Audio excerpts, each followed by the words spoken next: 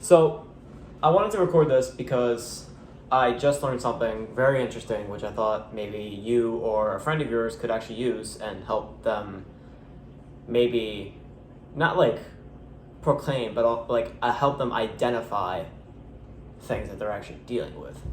In terms, I'm talking about like happiness and specifically the dopamine. And what I felt was a confusion is that often most people think that happiness is determined by when you're like smiling, right? So when we're smiling, people, like if you see someone walking down the street smiling, you're gonna think, oh, they're happy, right? So that means they must have dopamine, which is, if you don't know, dopamine is basically hormone for, like a chemical for happiness, okay? Simple as that, you don't really need to know much more. But what I just learned today after I actually watched a podcast about like the dopamine functions from Dr. Andrew Huberman, really smart guy. I'll link it, but his wording was that he was basically talking about how dopamine actually functions and what you can do to manage peaks and baselines and whatnot. And he goes really in depth. So I'm warning you, like, you might want to take pen, pencil, notes, like actually sit down and like be willing to listen, right? But before we go, we won't be going in depth to that. That you can go there and find out. What I want to talk about is identification of dopamine compared to societal terms of happiness, right? The reason why I want to talk about this is because I think I've actually been suffering from this for a long time, and I hope that other people I can help end that by identifying this. The light is really bad, so give me one moment. I'm going to turn on the light. A little bit better? Yeah, a little bit. Alright. So, anyways, when I mean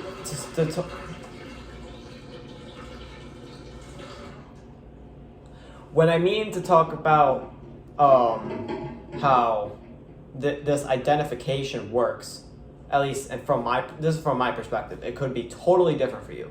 And maybe you already know this, right? Fair enough. But what I want to go into is what identifies as you being happy, not what a group of people thinks of being happy as, right? Because like you just think about this from the stereotype of the guy who's rich, got cars and women or whatever, right?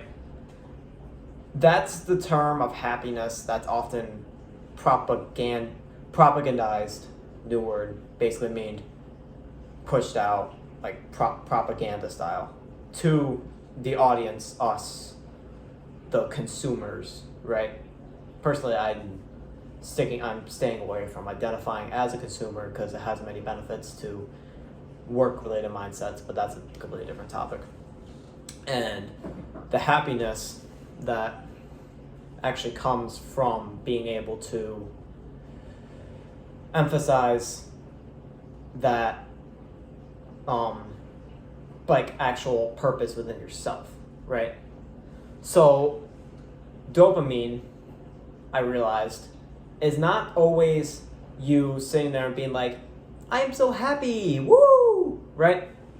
And what it actually emphasizes is the inner feeling of like when you're not feeling miserable, but you're feeling more like you're able to do things, you're energetic, you're willing to go out and try something.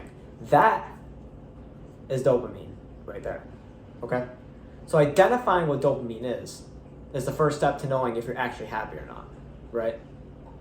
And for me, I thought I wasn't happy because I wasn't walking around smiling every day. Sure, that might help you raise dopamine levels a little bit, but at the end of the day, if you're forcing a smile, that's just going to make your life worse because you're going to feel like now you have to wear this masquerade on top of already the problems that you are intrinsically dealing with, whether that be in any topic, right? So what I learned is that instead of taking these societal norms and striving for them, you have to learn what internally turns on that switch, that flame, as many call it, that, you know, like the flame of desire, essentially. Everyone knows. I'm pretty sure, if you don't know what that is, it's basically how, like, if you think of like CEOs and whatnot, how they get their work like done, like how they do so, like how Elon Musk sits there for 16 hours a day working with Tesla and whatever, right? That's because that's his like flame, right? So you have to first be willing to explore.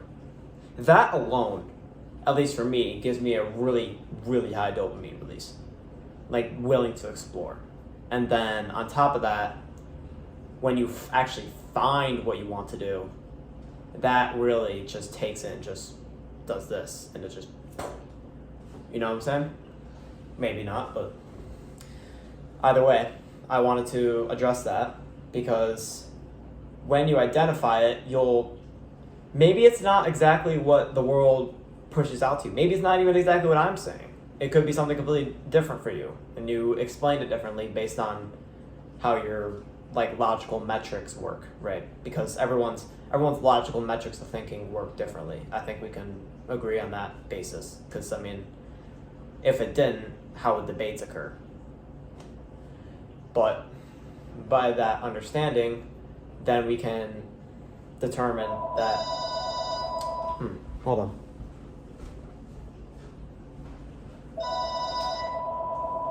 Sorry about that. But anyways, what is occurring here is now you might start feeling it. It's the identification of actual dopamine, of happiness, right? Now, keep in mind, I'm not saying go out for the pleasurable things that might actually be bad for you, like for terms of other things. But what I am saying is that you should be able to find a thing and then logically determine, okay, this is actually good for me. And I'm meaning good, not in terms of like, oh, this tastes good, because that's like a different type of good. That's pleasurable good. There's pleasurable good, and then there's like objectively good. Like, I like to take the example of like tasty foods versus healthy foods, right? Like, you can describe it as a trade-off of health versus taste. So in that case, do you value your present and future health, or do you value the present taste? In which sometimes that can really be messed up for people because biologically they think they need to taste it good for their dopamine to increase, which also goes into the idea of the bases and the influxes that Andrew Huberman was talking about. So if you want more in depth of that, because I am not a neurologist by any means, you can go there. But what I am going to say though is how basically when you identify it, it becomes much easier. It makes, at least for me, for the past hour, it's made life a lot easier. Because I'm like, I know now that even if I am doing work and I still feel that like thing internally, I know that then I am actually enjoying the experience, and it's not just, I'm not sitting there and waiting for the ha ha ha and the like trying to like invoke everything at once, trying to get to the maximum. Because you have to understand, if there's one thing that I can say, is that there's a peak threshold of dopamine that one can hit, and then there is a minimum level of dopamine that people have, right? But what people don't understand, or not don't understand, but what people often forget is that there's the in-between, there's the intermediate. So maybe it doesn't make you think of, like luxury brands and going out on cruise trips everywhere.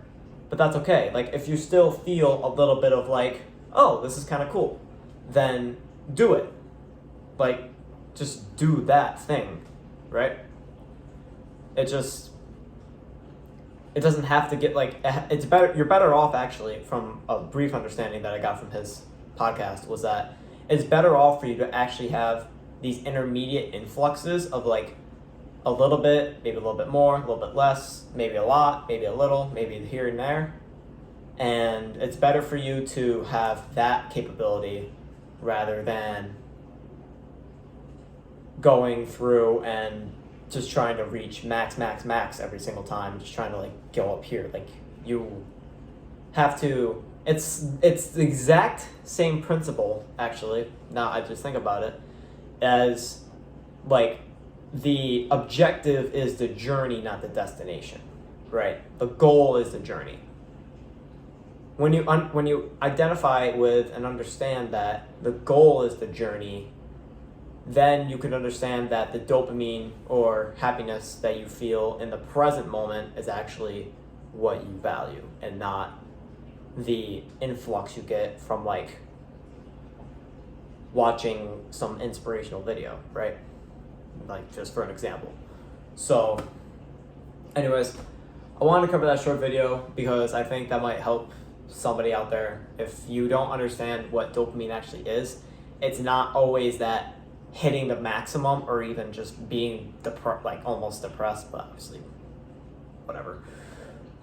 But like instead just living like the normal levels that most people have every day and experiencing that instead of just overlooking it in search of more, right?